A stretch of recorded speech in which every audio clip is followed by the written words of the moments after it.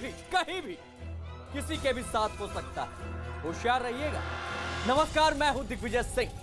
इस धरती पर बसे बसाए कई शहर आपने देखे होंगे, लेकिन क्या कभी आपने इस धरती का सीना चीरकर इसके नीचे बसे किसी शहर को देखा है?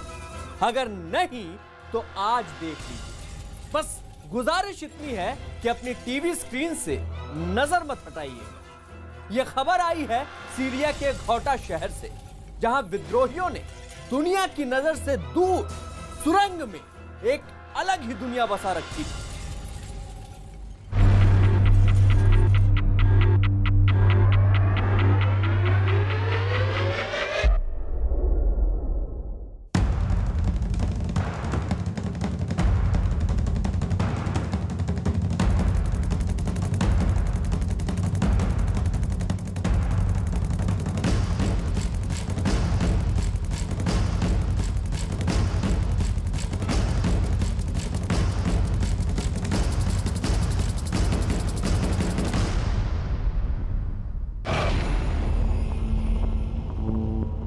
जमीन के भीतर मलबे और खंडहरों के नीचे छिपा हुआ मिला एक गुमनाम संसार।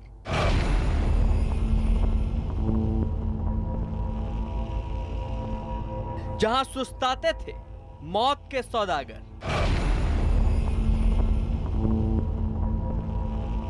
और मिटाने के लिए सुलगाते थे तबाही का बारूद।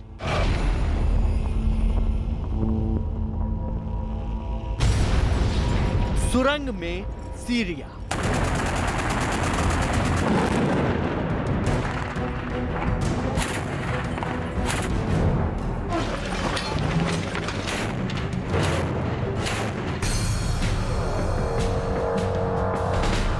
यहां आपकी टीवी स्क्रीन पर एक खंडहर नुमा मकान और उसके आसपास मलबे का ढेर नजर आ रहा होगा। उसी मलबे के इर्द गिर्द कुछ लोग नजर आ रहे होंगे। इस सुनसान बियाबान खंडहर नुमा मकान के आसपास लोगों की ये भीड़ और उनकी बेताबी से ये अंदाजा भी मिल जाता है कि उन्हें कोई ऐसी चीज दिखने की बेताबी है जिसके बारे में उन लोगों में से किसी ने शायद सोचा तक नहीं था। जिस चीज की वजह से यहाँ इस मुर्दा हो चुके शहर में लोगों के चेहरे का रंग रूप और नक्शा बदल रहा है। चलिए आपको भी उस चीज से रूबरू करवाए देते हैं।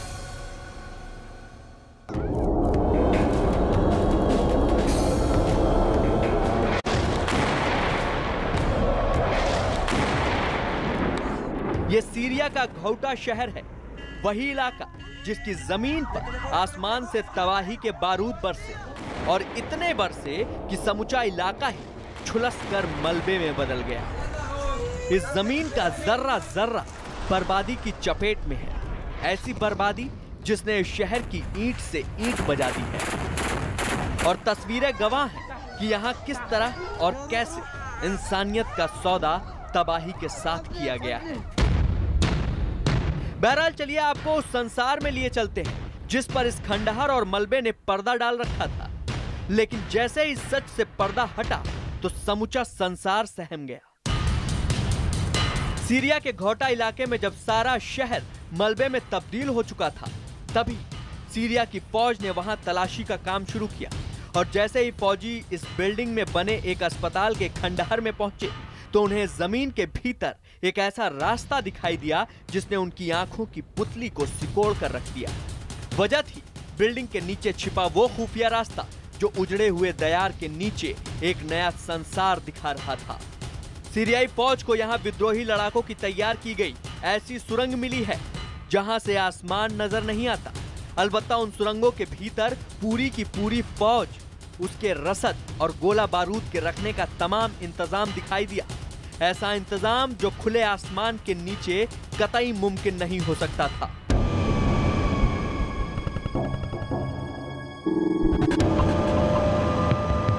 ये सुरंगें इतनी बड़ी हैं कि पूरी की पूरी बटालियन आराम से पनाह ले सकती है।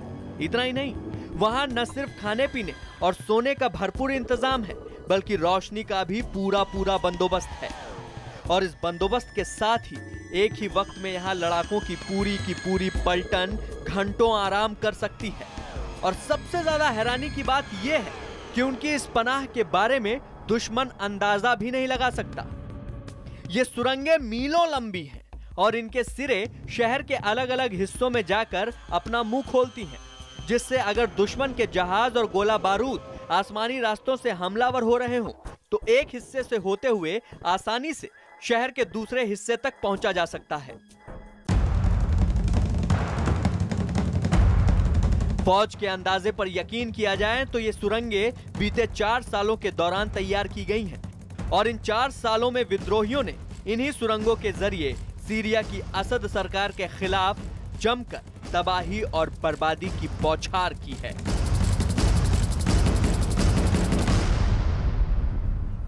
जी हां, जो कुछ आपने देखा, जो कुछ आपने सुना, ऐसा पहले कभी ना तो देखा गया ना ही सुनने में आया।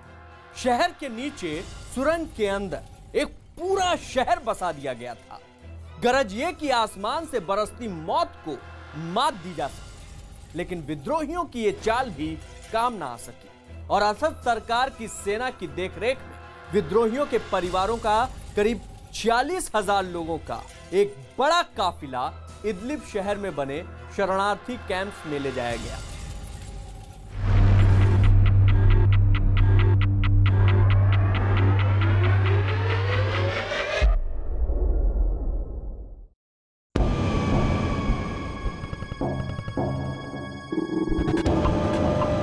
बर्बाद जमीन का निगहबान आसमान निशब्द है, नाराज है।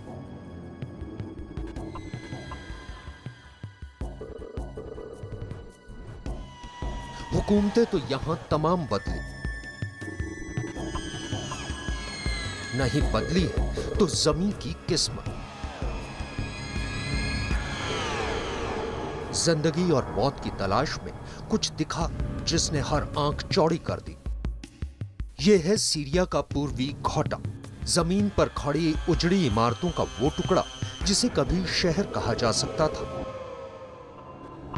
आज जो बचा है उसे इमारतों और जिंदगियों का कब्रिस्तान कहा जा सकता है।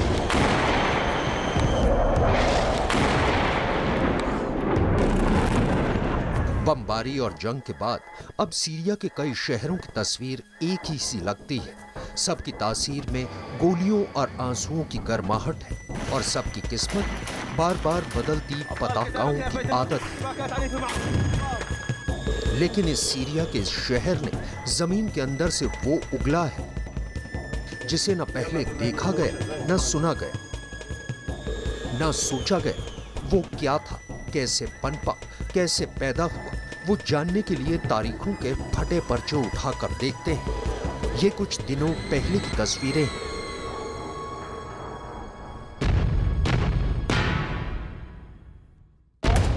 ये असद सरकार के खिलाफ मोर्चा खोले विद्रोही हैं, जो कुछ रोज पहले तक मरने और मारने पर आमादा थे। ना वो इलाका छोड़ने को तैयार थे, न सीरिया में राष्ट्रपति असद उस पर अधिकार की बात छोड़ने को तैयार। इन विद्रोहियों के पास जज्बा और भारी असलहा था, तो रूस का हाथ लिए असद सेना के पास तबाही के बड़े हथियार।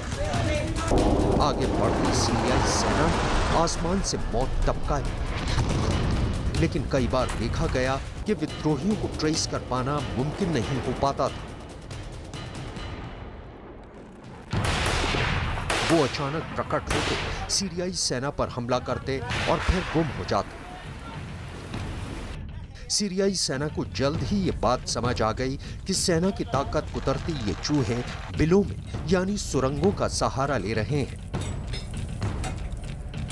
सेना एक इलाके से दूसरे इलाके तक हथियार और विद्रोहियों को ले जाने की ताक में आसमान से नजर रखती, लेकिन बिना सड़कों से गुजरे वो कभी एक इलाके में नजर आते तो कभी दूसरे इलाके में। इतनी बड़ी संख्या में और शहर के एक कोने से दूसरे कोने में न जमीन से बिना दिखे गुजरना मुमकिन था, न ही सुरंगों की धीमी रफ्तार के जरिए। लेकिन आसमानी ताकत के आगे विद्रोहियों ने घुटने टेकने शुरू कर दिए, जिसका फायदा उठाते हुए रूसी सेना ने विद्रोहियों और असद सेना के बीच एक अलिखित करार किया, जिसके मुताबिक विद्रोहियों ने बंदूकें शांत की और असद सेना ने उन्हें इलाके से निकलने की इजाजत और रास्ता दे दिया। विद्रोहियों, उनके परिजनों और उनके समर्थक परिवारों ने बसों के काफिले के जरिए शहर का वो हिस्सा असद सेना के नाम कर दिया। इस 46,000 लोगों के बड़े काफिले को सीरिया के इदलिब शहर में बने शरणार्थी कैंप में ले जाया गया। I will drop my weapon as soon as I arrive in Idlib. I'm tired and fed up with fighting. They are all liars, the Free Syrian Army. They manipulated us here in eastern Ghouta and told us to fight. Then they left. Even Ahrar al-Sham are liars. I hope the war ends and I return to my home in Ghouta. सेना को जांच में मिली सुरंगें, लेकिन जब वो सुरंगों में उतरे तो अंधेरे में दरियाफ्त करती नजरें छोटी होने के बजाय चौड़ी हो गई। वहां फैला सुरंगों का मकड़ जाल। شبكة عنكبوتية تقود إلى مقر قيادي واحد هي الخنساء. هذا النفق هو لمرور السيارة، وتتفرع منه أنفاق أخرى هي لعبور المشاة. يأتي الدعم عبر هذا النفق من عين ترمى إلى جوبر، ومن ثم يتفرع هذا النفق إلى 4 أنفاق، ومنها يتم विद्रोहियों की इस सुरंग का मुहाना एक स्कूल में था, ताकि आसमानी नजरें ये भांप ना पाएं। इन सुरंगों को विद्रोहियों ने इन मशीनों से खोदा था। सुरंगों का ये जाल पूरे शहर में फैला था।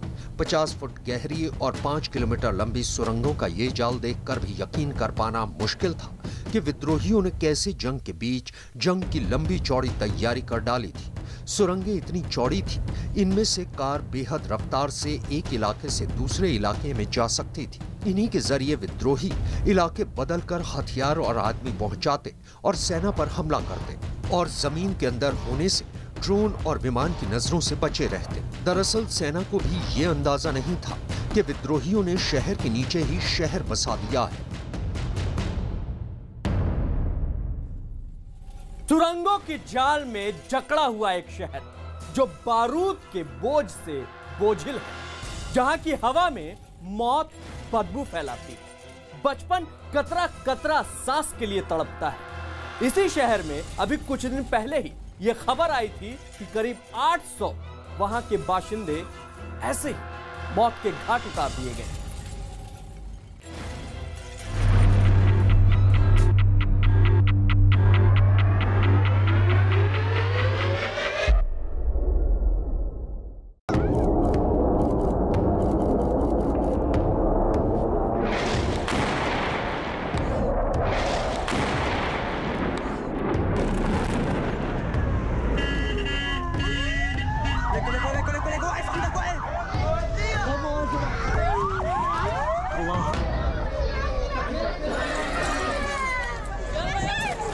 ये सीरिया का शहर घौटा है, जिस पर इस वक्त तबाही और बर्बादी का कब्जा है।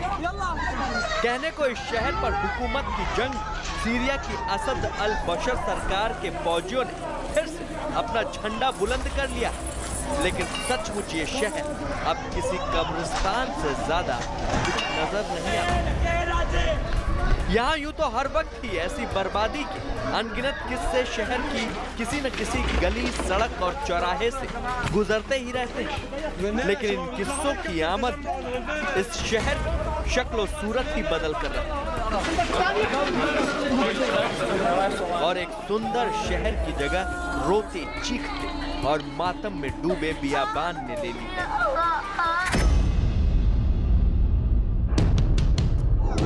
दावा यही किया जा रहा है कि विद्रोहियों के कब्जे वाले पूर्वी घौटा में सीरियाई फौज ने जमकर हवाई हमला किया और गुजरे एक हफ्ते के दौरान इस शहर को शमशान बनाने में कोई कसर नहीं छोड़ी।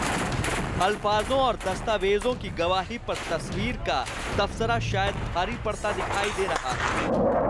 तभी तो यहाँ जो नजर आ रहा है, उसके बाद इस शहर के हालात को बयां करने के लिए शब्द हल्के और बौने नजर आने लगते हैं। अगर दस्तावेजों पर लिखी इबारत पर यकीन किया जाए तो तस्वीर और भी ज्यादा भयानक हो जाती है। Syrian observatory for human rights के हवाले से जो सच सामने आया है, वो इन तस्वीरों से कहीं ज्यादा डरावना नजर आ रहा है।